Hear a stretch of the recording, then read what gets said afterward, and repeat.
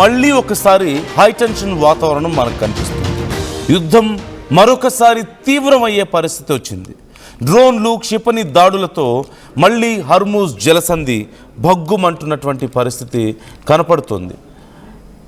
Hormuz జలసంధి గుండా వెళ్తున్నటువంటి నౌకలపై ఇరాన్ దాడి చేస్తుంది. ఆయిల్ ట్యాంకర్పై ఇప్పుడు దాడికి పాల్పడింది ఐఆర్జీసీ. ఆయిల్ ట్యాంకర్పై మిజైల్ దాడి జరిగినట్లుగా యూకే ఒక ప్రకటన కూడా విడుదల చేసింది. అర్ధరాత్రి సింగపూర్ నౌకపై ఈ దాడి జరిగింది. దాడికి ప్రతీకారంగా ఇరాన్ పైకి అమెరికా మిజైల్స్ వెళ్ళాయి. హర్మూజ్ గుండా వెళ్లే షిప్లు తమ మాట వినకుంటే పేల్చేస్తామని ఐఆర్జీసీ వార్నింగ్ ఇస్తుంది. ఇరాన్ హెచ్చరికలు పట్టించుకోకపోవడంతో నౌకల మీద ఇరాన్ దాడి కూడా చేస్తుంది. ఈ నేపథ్యంలో అమెరికా, గల్ఫ్ దేశాలు వరుసగా ఒకరి మీద ఒకరు ఈ దాడుల్ని ఖండిస్తూనే మరొకసారి అమెరికా కూడా దాడులకి సంసిద్ధమైనటువంటి పరిస్థితి కనపడుతుంది. సో రీసెంట్గా జరిగినటువంటి డెవలప్మెంట్స్ మనం చూసాం.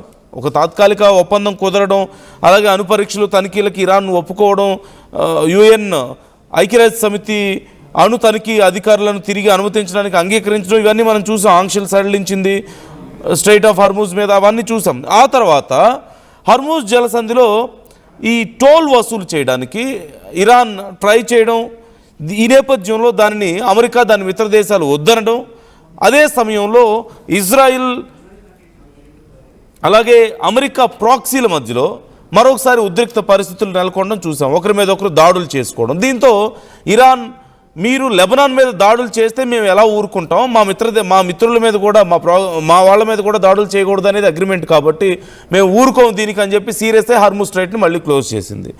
దీంతో యుఎస్ ఏమో వార్నింగ్ ఇచ్చింది. ముందు ఇజ్రాయెల్కి చెప్పడానికి ట్రై చేసింది. ఇజ్రాయెల్ వినని నేపథ్యంలో యుఎస్ ఇరాన్కి వార్నింగ్ ఇచ్చింది, మీరు ఇలాగే చేస్తే మీ అంతు తేలుస్తామని. ఈ నేపథ్యంలో చర్చలు జరుగుతుండగానే మధ్యలోనే ఇరాన్ ప్రతినిధులు వెళ్ళిపోవడం, పాకిస్తాన్ తెల్లమొహం వేసుకొని చూడడం మనం చూసాం.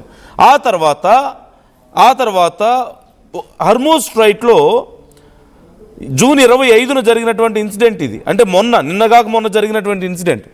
జూన్ 25న హర్మూజ్ జలసంధిలో ప్రయాణిస్తున్నటువంటి ఎవర్ లవ్లీ అనే ఒక వాణిజ్య నౌక మీద ఇరాన్ డ్రోన్ దాడి చేసింది. ఎందుకు? తమ మాట వినకుండా హర్మూజ్ స్ట్రైట్ని మూసివేశామని చెప్పిన తర్వాత కూడా తమ పర్మిషన్ లేకుండా అటుగా ప్రయాణించడం అనేది మా రూల్స్ని ఉల్లంఘించడమే, అతిక్రమించడమే, కాబట్టి మేము దాడి చేస్తున్నామని చెప్పేసి ఆ షిప్ మీద దాడి చేసింది, ఎవర్ లవ్లీ అనేటువంటి షిప్ మీద. దీనికి మళ్ళీ ప్రతీకారంగా జూన్ 26న, అంటే నిన్న, అమెరికా అధ్యక్షుడు డొనాల్డ్ ట్రంప్ ఆదేశాల మేరకు యుఎస్ సైన్యం సెంట్కామ్ ఇరాన్ మీద దాడులు చేసింది, చాలా తీవ్రమైన దాడులు. ఇరాన్ తీర ప్రాంతంలో డ్రోన్, మిజైల్స్ నిల్వలుంచేటువంటి కేంద్రాలు, రాడార్ సైట్స్ని అమెరికా యుద్ధ విమానాలు బాంబుల వర్షం కురిపించి ధ్వంసం చేశాయి. ఈ నేపథ్యంలో మళ్ళీ ఐఆర్జీసీ వార్నింగ్ ఇస్తుంది. ఇస్లామిక్ రెవల్యూషనరీ గార్డ్స్ కార్ప్స్, ఇరాన్లో ఉన్నటువంటి సైనిక శక్తి స్పందిస్తూ అమెరికా మళ్ళీ కనుక దాడులకు తెగబడితే ఈసారి అంతకంటే కోలుకోలేని విధంగా మేము దెబ్బతీస్తామంటూ మరొకసారి వాళ్ళకి వార్నింగ్ ఇవ్వడం మనకు కనిపిస్తుంది. సో ఓవరాల్గా చాలా క్రిటికల్ కండిషన్కి మరొకసారి యుఎస్ ఇరాన్ సిచ్యువేషన్ వెళ్తుంది. యుద్ధం పరిస్థితి మళ్ళొకసారి చాలా తీవ్రం అవుతుంది. అఫ్కోర్స్ ఇజ్రాయెల్ యుద్ధాన్ని ఎప్పుడూ ఆపలేదు, కొనసాగిస్తూనే ఉంది. ఈ నేపథ్యంలో మరొకసారి ఈ మూడు దేశాలు పూర్తి స్థాయి యుద్ధంలోకి దిగుతున్నట్లుగా కనిపిస్తోంది. నిన్న మొన్నటి వరకు జరిగినటువంటి చర్చలు ఇవన్నీ కూడా ఇక పూర్తిగా అర్థం లేకుండా పోయాయి. ఈ శాంతి ఒప్పందాలు, ఈ అగ్రిమెంట్స్ ఇవన్నీ కూడా చాలా క్లియర్గా చూస్తే హర్మూజ్ జలసంధి మీద నియంత్రణ సాధించే ప్రయత్నంలో భాగంగా ఇరాన్ ఈ దాడులకు తెగబడింది అంటూ ఇరాన్ చెప్తుంది. ఓవైపు మేము క్లోజ్ చేసాము, అది మా కంట్రోల్లో ఉంది, దాడి చేస్తాం మేము అని చెప్పి చెప్తుంది. జూన్ 25న జరిగినటువంటి ఈ దాడులు ఒమన్ తీరానికి సమీపంలో హర్మూజ్ జలసంధి గుండా వెళ్తున్నటువంటి ఎంవి ఎవర్ లవ్లీ అనేటువంటి సింగపూర్ ఫ్లాగ్షిప్, సింగపూర్ ఫ్లాగ్ ఉన్నటువంటి ఒక బిజినెస్ కార్గో ఇది షిప్, దీని మీద, వాణిజ్య కార్గో నౌక మీద ఇరాన్ దాడి చేసింది. ఇరాన్ సైన్యం మొత్తం 4 వన్-వే అటాక్ డ్రోన్స్, అంటే ఆత్మాహుతి డ్రోన్లు, వన్-వే అటాక్ డ్రోన్స్ అంటారు వీటిని. ఒకసారి వెళ్తే ఆ పర్టికులర్ టార్గెట్ని రీచ్ అయిన తర్వాత అవి ఆటోమేటిక్గా పేలిపోయి మొత్తం డెస్ట్రాయ్ చేసేస్తాయి. సో అలాంటి డ్రోన్స్, వన్-వే అటాక్ డ్రోన్స్ 4ని పంపించింది. ఒక డ్రోన్ నేరుగా ఆ కంటైనర్ నౌకనే డైరెక్ట్గా బలంగా ఢీకొట్టినట్లుగా కనిపించింది. దానివల్ల ఎంత పెద్ద బ్లాస్ట్ జరిగిందో మీరు చూస్తున్నారు. సో కొంతవరకు ఆ నౌక దెబ్బతిన్నది. బ్రిటిష్ మిలిటరీ సమాచారం ప్రకారం చూస్తే నౌకలో సిబ్బందికి పెద్దగా ప్రాణ నష్టం లేదు, కానీ అమెరికా ఈ విషయంలో చాలా సీరియస్ అయినటువంటి పరిస్థితి కనపడుతుంది. సో ఇటు ఇరాన్ డ్రోన్ దాడిని సీజ్ ఫైర్ ఉల్లంఘనగా పరిగణించిన అమెరికా ఈ నేపథ్యంలో అధ్యక్షుడు డొనాల్డ్ ట్రంప్ వెంటనే ప్రతీకార దాడులకు దిగమన్నాడు. యుఎస్ సెంట్రల్ కమాండ్ యుఎస్ కాన్కామ్ ఆధ్వర్యంలో అమెరికా యుద్ధ విమానాలు ఇరాన్ లోపల ప్రధానంగా 3 రకాల సైనిక స్థావరాల మీద ఈ బాంబు దాడులు చేసినట్లు కనిపిస్తోంది. అందులో మొదటిది ఇరాన్ యొక్క క్షిపణి నిల్వ కేంద్రాలు, వాళ్ళు మిసైల్స్ ఉంచేటువంటి ప్రాంతం, డ్రోన్ ప్రయోగం మరియు నిల్వ సామర్థ్యాలు ఉండేటువంటి ప్రాంతాలు.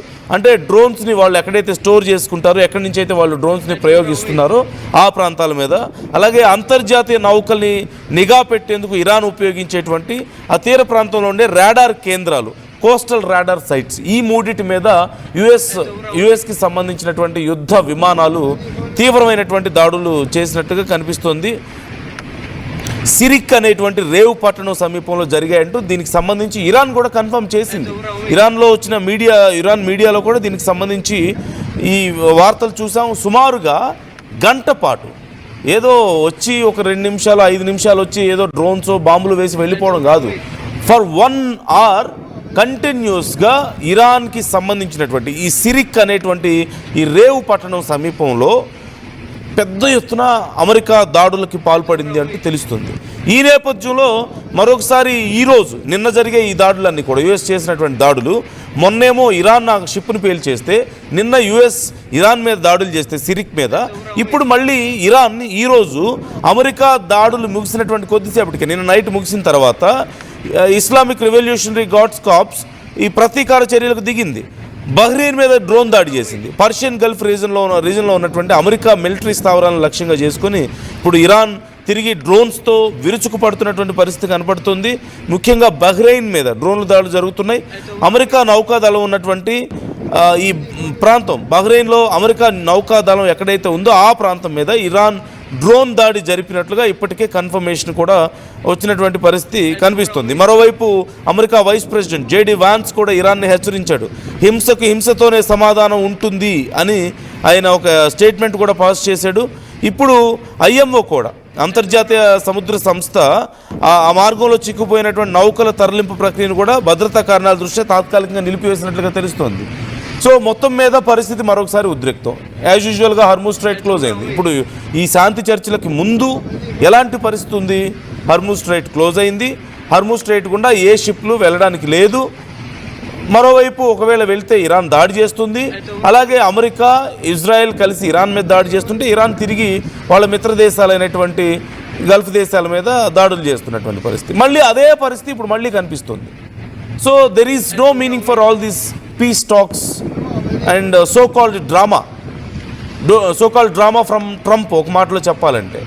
సో ఈ డ్రామాకి ఒక అర్థం లేకుండా పోయింది. ఇప్పుడు మళ్ళీ same situation. Hormuz straight as యూజువల్గా క్లోజ్ అయిపోయింది. హర్మూజ్ స్ట్రైట్ గుండా వెళ్తున్నటువంటి ఈ షిప్పుల మీద ఇరాన్ దాడి చేస్తుంది, షిప్పుల్ని పేల్చేస్తుంది. అలాగే అమెరికా ఎయిర్ ఫోర్స్ ఇరాన్ మీద దాడులు చేశాయి. సిరిక్ మీద ఎంత పెద్ద దాడులు జరిగాయో మనం చూస్తూనే ఉన్నాం.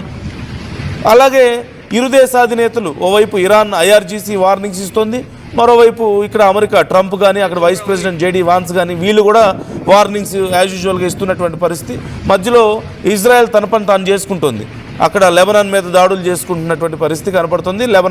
లెబనాన్ కూడా తిరిగి ఇజ్రాయెల్ మీద దాడులు చేస్తుంది. ఆ ఉత్తర భాగం అంతా కూడా వాళ్ళు దాడులు చేస్తున్నటువంటి పరిస్థితి కనపడుతుంది. So it's very same. Just ఒక 20 days బ్యాక్ ఎలాంటి సిచ్యువేషన్ ఉందో ఇప్పుడు మళ్ళీ అలాంటి పరిస్థితి అక్కడ కనిపిస్తుంది. ఈ మధ్యలో జరిగిన డ్రామా అంతా, పాకిస్తాన్ చేసిన ఓవర్ యాక్షన్, టర్కీ చేసిన ఓవర్ యాక్షను, ఇవన్నీ, లేదంటే ట్రంప్ ఆడినటువంటి ఒక మైండ్ గేమ్, ఇవన్నీ దేనికి పనికి రాకుండా పోయాయి. మళ్ళీ ఒకసారి యుద్ధం తీవ్రతరం అవుతుంది. ఓవైపు గతంలో రష్యా ఉక్రెయిన్ మధ్యలో నేనే శాంతిని కుదిర్చానని చెప్పేసి అక్కడ కొంత డ్రామా చేశాడు. ఇప్పుడు it's in peak stage. Russia Ukraine మధ్య యుద్ధం చాలా పీక్లో ఉంది. రోజుకి 100,000 డ్రోన్స్తో వాళ్ళు ఒకరి మీద ఒకరు దాడులు చేసుకుంటున్నారు. And Ukraine learn from this war. ఎలాగైతే ఇరాన్ చేస్తుందో ఈ అటాక్స్, ఈ దాడులు, సిమిలర్ అటాక్స్ని ఇప్పుడు ఉక్రెయిన్ కూడా రష్యా మీద చేస్తున్నటువంటి పరిస్థితి కనిపిస్తుంది. సో సిమెట్రికల్ వార్ఫేర్ కనిపిస్తుంది మనకి. ఈ నేపథ్యంలో రష్యాకి సంబంధించినటువంటి కీలకమైనటువంటి ఎయిర్పోర్ట్స్, లేదంటే వాళ్ళ ఆయిల్ స్టోర్స్, వాళ్ళ కనెక్టివిటీ వీటి మీద ఒకప్పుడుతో పోల్చుకుంటే ర్యాండమ్గా చేసే దాడుల కంటే ఇప్పుడు మరింత స్ట్రాటజిక్గా కనిపిస్తుంది. అసిమెట్రిక్ వార్ఫేర్ కంటిన్యూ చేస్తుంది. సో అక్కడ యుద్ధం జరుగుతుంది, ఇక్కడ యుఎస్, ఇజ్రాయెల్ అలాగే ఇరాన్ మధ్యలో మళ్ళీ అదే పరిస్థితి కనపడుతుంది. There is no change, there is no meaning for all this peace talk and this drama, this kind of blame game from US. And Iran is as stubborn as always. గతంలో ఎలా ఉంది ఇప్పుడు అలాగే ఉంది. యుఎస్ ఈజ్ సేయింగ్ లైక్ వాళ్ళకి మీ funds release చేస్తాం, మీరు funds లేకపోతే బతకలేరని భయపెట్టడం, లేదంటే దానికి కూడా కొన్ని కండిషన్స్ పెట్టడం, at the same time nuclear power మీకు దక్కడానికి వీల్లేదని చెప్పడం, అండ్ మీ దేశం ఆల్రెడీ కుప్పకూలిపోయిందని చెప్పేసి అంతర్జాతీయ వేదికల మీద మాట్లాడి వాళ్ళని అవమానించడం, మిమ్మల్ని లేకుండా చేస్తాం, భూమి మీద లేకుండా చేస్తాం అని బెదిరించడం, ఇవన్నీ చూస్తూనే ఉన్నాం. But as always, Iran is able to continue the war. Iran is able to give the same danger bells, to ring the same danger bells to US. So how do you think about this situation? మళ్ళీ ఒకసారి యథాస్థితికి ప్రపంచంలో అగ్రదేశాల మధ్య యుద్ధం, మీ అభిప్రాయాలు ఎలా ఉన్నాయి ఈ అంశానికి సంబంధించి కామెంట్ చేయండి.